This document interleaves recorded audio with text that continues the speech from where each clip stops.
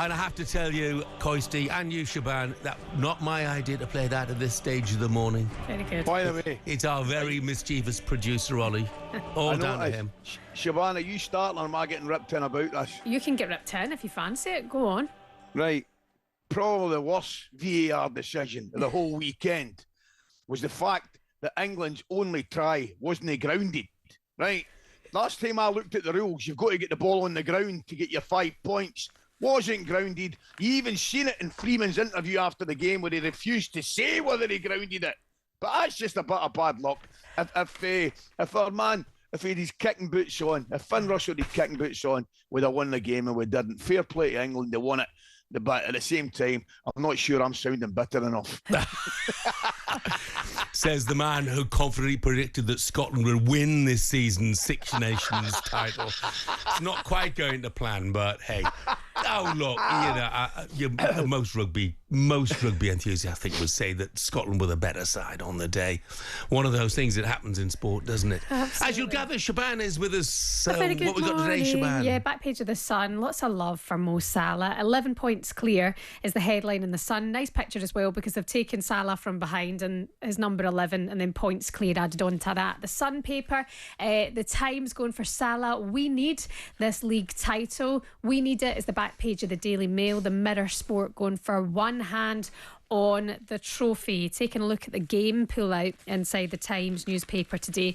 Lots of focus on Liverpool and Manchester City. Coronation in sight as the ruthless crush the toothless. That's by Paul Joyce. He says the mantra from inside Anfield will be to continue that focus on the next game, Newcastle United, but the future feels a lot more uncertain for them than it is for City. They trail the leaders by 20 points, and the sense that they're in the midst of transition was emphasised by Pep Guardiola's lineup. He spoke about no Rodri and no Haaland.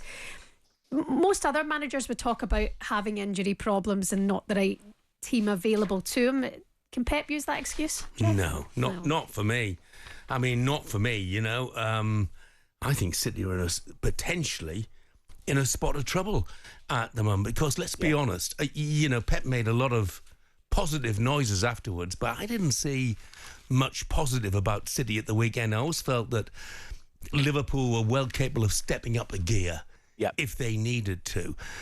And I look at that, and obviously there were lots of things about it. You know, the fact that Kevin De Bruyne, I'm really sad to say, he looks a spent force, and he's been one of my favourite players for a long, long time. You look at the fact that Jack Grealish can't get a kick. He left Bernardo Silva on the bench as well, you know, so... Pep said, Coisty, he said, you know, that the future is bright with these players at City. No. I'm not convinced it is, are you? No, I'm with you. I'd have to say that, you know something, Jeff? I don't know if I agree. I thought Manchester City played all right. They did. Right? I did. I thought they played all right. But I'm with you, mate. I thought Liverpool, actually, I wouldn't for a minute say it was men against boys, but I thought Liverpool were in control and could have stepped up a little bit at any time they wanted to. I think that's how comfortable I felt Liverpool were. I think City have got real issues. I really do. You mentioned De Bruyne. I mean, he's been one of the best. Another one we could talk about has been the best. But the one thing that none of them will beat, and that's old Father Time. And that just, it looks to me, sadly, as though it's just caught up in De Bruyne at this particular time. I'm looking at Savinho, De Bruyne, Foden, Doku, Marmoush. Do you know what it looked to me a little bit, Jeff? Now, there's no doubt there's incredibly talented players there. But against Liverpool, I thought it looked a little bit lightweight. You know, I just thought Liverpool had a physicality and a strength about them that could handle it no problem. But yes, they had one or two chances. Of course they did. And the offside goal and things like that. But I just thought from Liverpool's point of view, it was the best way to describe it was a comfortable day at the office. Yeah, you completely agree. Question to be asked, I think, about City is this going to be a long-term decline? Where are they going to finish this season? And sides are queuing up behind them. Yeah. It's crazy. It's such a different side. But you're right about the Kevin De Bruyne stuff there. De Bruyne struggling to earn even a bit part role. That's Paul Hurst. And then you talk about Father Time, Mo Salah. I mean, he's on the other end of that spectrum, you know, turning 33 in June and getting better and better, like a fine wine.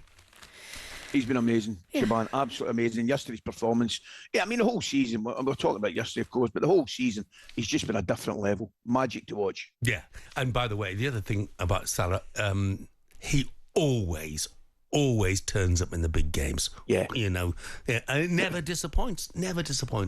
Joining us for more now is the Merseyside-based writer for the Daily Mail, Dominic King. Morning, Dom. Good morning, Dom. Morning, Jeff. Good morning, Ali. Are you well? Yeah, Excellent, really well. Mo Salah at 32, is he better than ever? Yeah, absolutely. The numbers are absolutely staggering, and I think from speaking to me about how I like sort of view things historically, and he's gone level with Gordon Hodgson now in Liverpool's all-time list, having just gone past Billy Liddell. And the fact that that we're saying that is sort of mind-boggling, because those figures would, they belonged in history books. They should never have been surpassed. And what he's done over the last 7-8 years has been extraordinary. He is definitely going to go down as one of Liverpool's best of all time. Dom, tell me, I think the guy's unbelievable, and I've been lucky. I've seen him a really good few times this season, but this might be a crazy thing to say. It actually has surprised me that how well Liverpool have done under the new management and the way things have gone for them this season. I knew there was never going to be a drop-off, Dom, right? I knew that. But the new manager has come in, and he's played his hand of cards absolutely superbly. They've only lost one game in the league at 27, and I think they've scored more goals than them. They're 64, and you look at the goals Salah scored and the assists. You take into account some of the misses at Nunes. They could have over 100 goals by now. They've hardly, FA Cup aside, mate, put a foot wrong. Yeah, Ali, I said quite early on. I think it was the day they beat Brentford at home. I came away and I said to a couple of people that afternoon, they played grown-up football, and that was no slight on Jurgen Klopp or anything that had gone before. It was just a completely different style, and you could see it after 2 games what he wanted to do, how he wanted to play, the methodology behind it, how patient things were going to be, how sort of the lack of jeopardy that was in games almost.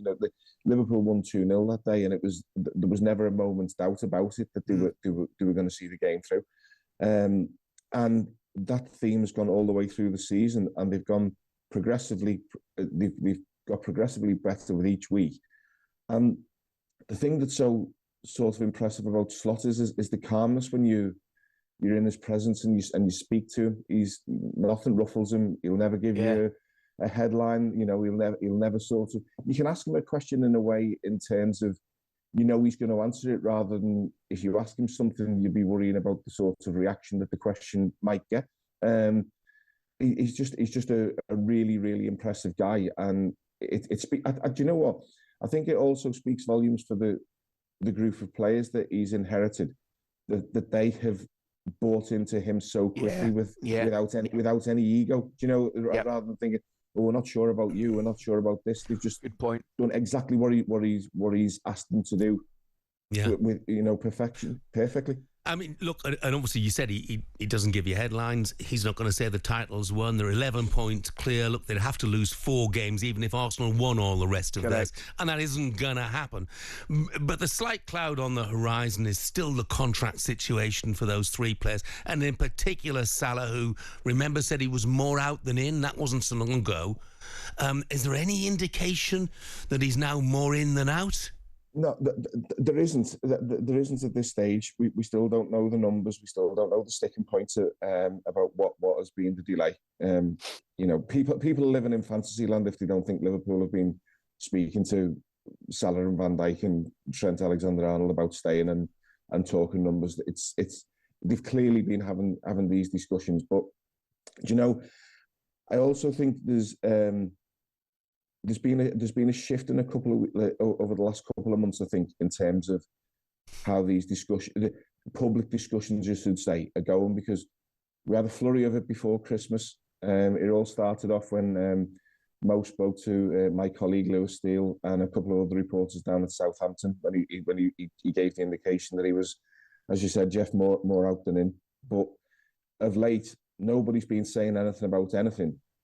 And that's because they know there's a title to be won. And with the best will in the world, the contracts aren't important for the next 3 months. What's important is getting the job done. They might win 3 trophies before the end of the season. They don't need any more distractions around contract talks, this, that, and the other. And if the players are brutally honest about it as well, they'll know themselves. The contract can wait. That can get sorted out in the summer.